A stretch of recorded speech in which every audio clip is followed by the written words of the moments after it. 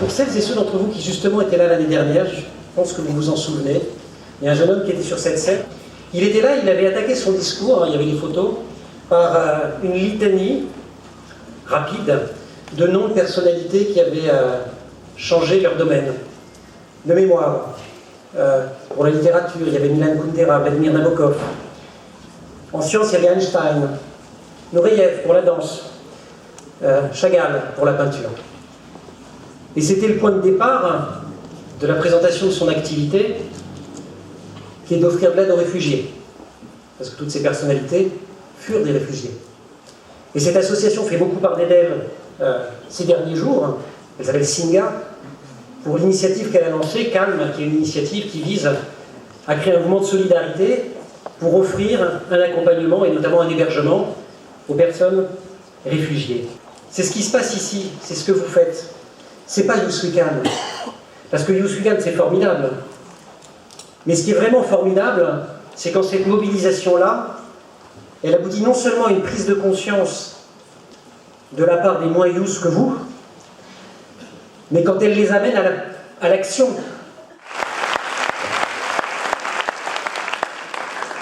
La soirée, 3 temps, 3 projets, ces fameux Pechakucha, alors 6 minutes 40, et un premier dialogue avec leur parrain ou leur marraine d'un soir.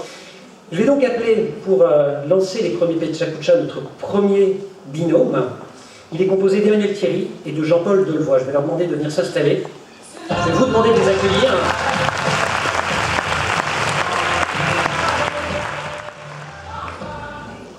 Jean-Paul Delevoye, faut-il vous présenter? Ancien parlementaire, ancien ministre, et surtout actuel président du Conseil économique, social et environnemental. Vous allez être le parrain d'un soir d'Emmanuel. Bonjour à tous. En parallèle de mes études, je travaille pour le projet de start-up Cofenal. Qui pourrait me dire d'où provient le café? Quelques personnes, quand même. Alors pour ceux qui ne savent pas, le café c'est ça. C'est un fruit qui ressemble à une cerise et qui pousse sur des arbustes de 5 à 10 mètres selon l'espèce. Et pour fabriquer le café qu'on voit tous les jours, on utilise uniquement le noyau. Le reste du fruit, la pulpe, est majoritairement jeté et utilisé à défaut en tant que compost par les producteurs de café. On a fait plus de recherches sur ce déchet de café et on s'est rendu compte qu'il était néfaste pour l'environnement et qu'il participe au réchauffement climatique. Et durant nos recherches, on a trouvé un procédé qui permet de transformer n'importe quelle biomasse en biochar avec un rendement de entre 20 et 35%. C'est la pyrolyse qui permet de faire également du diesel. Et voici comment on souhaite s'implanter dans l'écosystème de la production du café.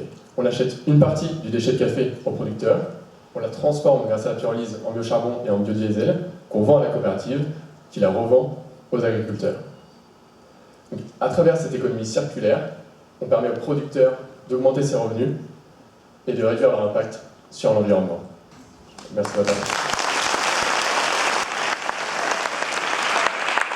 Moi, j'ai toujours été fasciné par le mot qui change le cours de l'histoire. C'est-à-dire que je dis à tous les jeunes, ne sous-estimez jamais la capacité d'une personne ou d'un groupe à changer le cours de l'histoire.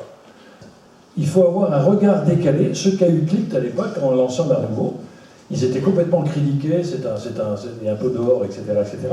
Et donc, il ne faut jamais oublier que pour vivre votre jeunesse, il faut à un moment donné que vous soyez rebelles.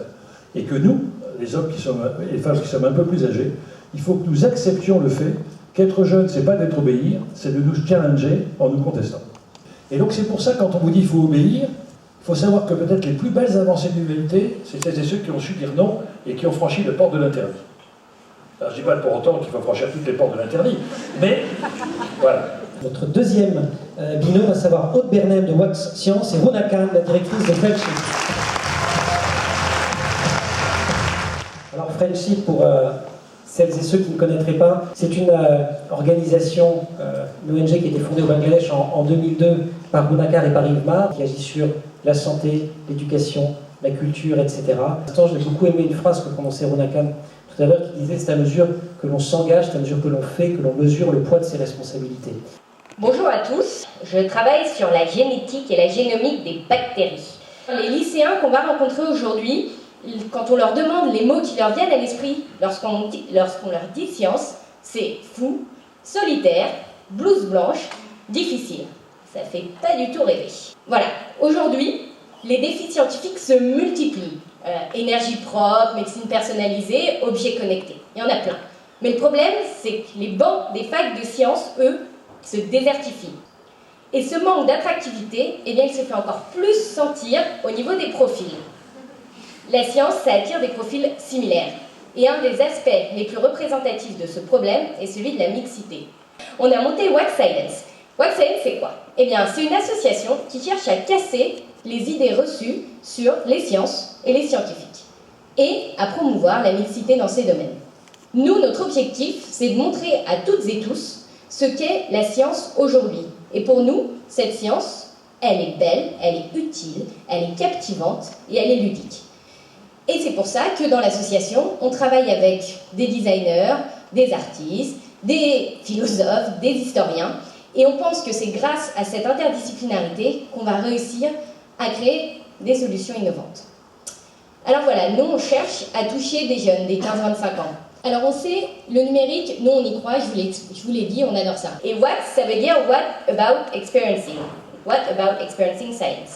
Parce que pour nous, expérimenter une discipline, c'est aller au-delà des clichés de cette discipline. C'est casser des barrières, c'est réduire des inégalités et c'est déverrouiller des potentiels.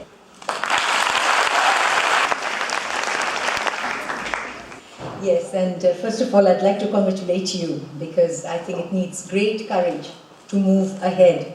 When you realize that's something you want to do and you do that responsibly, I think that's wonderful. Because people can live with less money and more money. But when you see people who have no opportunity in their life, who have no hope in their life, you have to do something about that. And I think that was one of the instances which totally changed my life. Maxime de Roche-Prévost et Florent Pécaud. Une nouvelle initiative qui s'appelle Ferme d'avenir.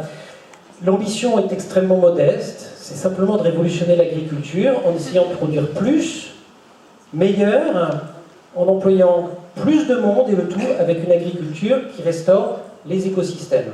Oui, donc du coup, toutes les solutions sont effectivement dans la nature, parce que pourquoi est-ce qu'on consomme énormément d'énergie dans l'agriculture? C'est parce qu'on utilise beaucoup de produits qui sont des dérivés du pétrole. Or, pour se prémunir des insectes ou des pucerons, il y a des choses tout à fait naturelles qui fonctionnent vachement mieux. Et finalement, en 2012, on a lancé Bluebees et on s'est focalisé sur l'agriculture. Avec Louis-Albert de Breuil, qui est donc le propriétaire de la maison d'édition, donc Desrolles, qui est connu pour être le prince jardinier, on s'est dit, essayons de transformer un champ d'1,4 hectare, qui n'est qu'une prairie fauchée 2 fois par an, en une ferme très productive qui créerait 3 emplois. La ferme coûte moins cher qu'un tracteur, et qu'on ne consomme pas de pétrole sur cette ferme. Et le pari, c'est d'atteindre l'équilibre économique en année 4. Et puis il y a énormément de fermes et de collectivités qui souhaitent installer des micro-fermes sur leur territoire. C'est meilleur également pour l'emploi, parce qu'on peut créer 6 fois plus d'emplois qu'en agriculture conventionnelle. On va créer un centre de formation, on va faire du conseil pour aider les agriculteurs à transformer leur méthode, donc produire plus en consommant moins de ressources et d'argent. Et donc merci.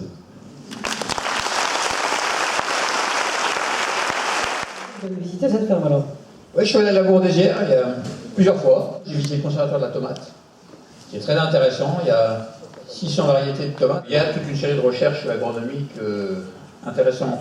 Les consommateurs vont de plus en plus être intéressés par l'impact de leur acte de consommation et par leur sens de la consommation. L'économie circulaire ne peut marcher que si un grand nombre d'acteurs trouvent ensemble les solutions. Moi, je pense vraiment personnellement que les jobs qui seront dans 20 ans, c'est pas les jobs d'aujourd'hui, qu'il va falloir les inventer et que tous les projets que vous avez aujourd'hui, ça va peut-être créer votre futur job parce qu'il n'existe pas encore.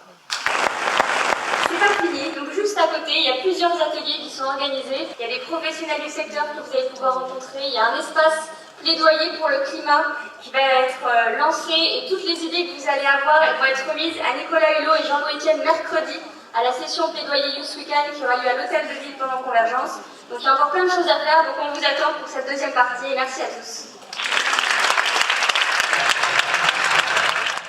L'objectif, c'est rassembler tous ces membres pour porter des propositions de plaidoyer, de lobbying, pour faire la promotion de la finance participative en France auprès du grand public, auprès des acteurs publics, auprès des collectivités territoriales. va mettre sa main gauche sur un système d'hébergement gratuit entre voyageurs. Alors et toi, c'est quoi ton idée? Manger plus local, manger moins de viande. Super. Les deux. Si jamais vous ne savez pas comment vous engager, vous pouvez toujours venir à l'accueil pour les découvrir. 1, 2, 3.